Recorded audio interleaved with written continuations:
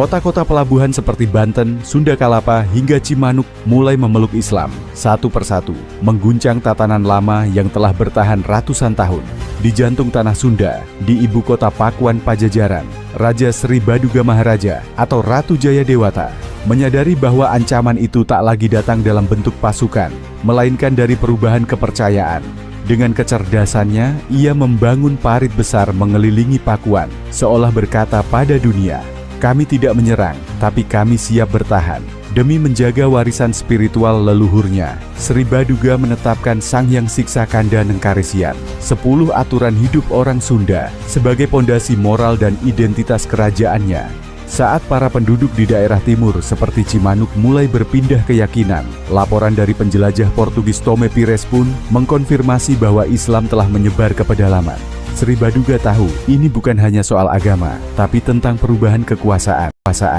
Apalagi saat Cirebon, Sekutu Lama, jatuh ke tangan Demak, ancaman itu menjadi nyata. Ia mendirikan pusat-pusat spiritual di Jayagiri dan Sunda Sembawa, berusaha mengakar kuatkan nilai-nilai Sunda di tengah badai perubahan.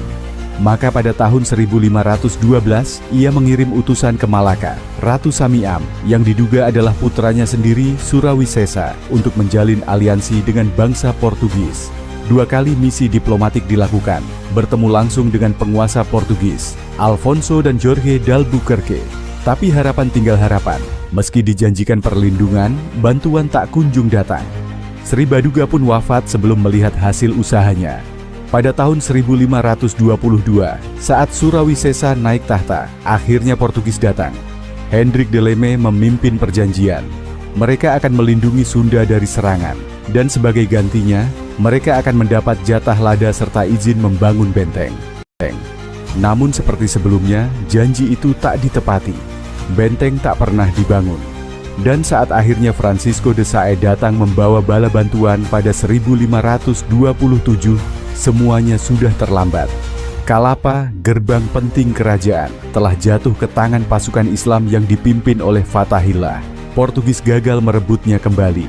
Surawisesa, kini tanpa sekutu, harus menghadapi badai itu seorang diri. Selama 14 tahun pemerintahannya, ia memimpin 15 kali pertempuran dari Kalapa Tanjung hingga Medang Kahyangan.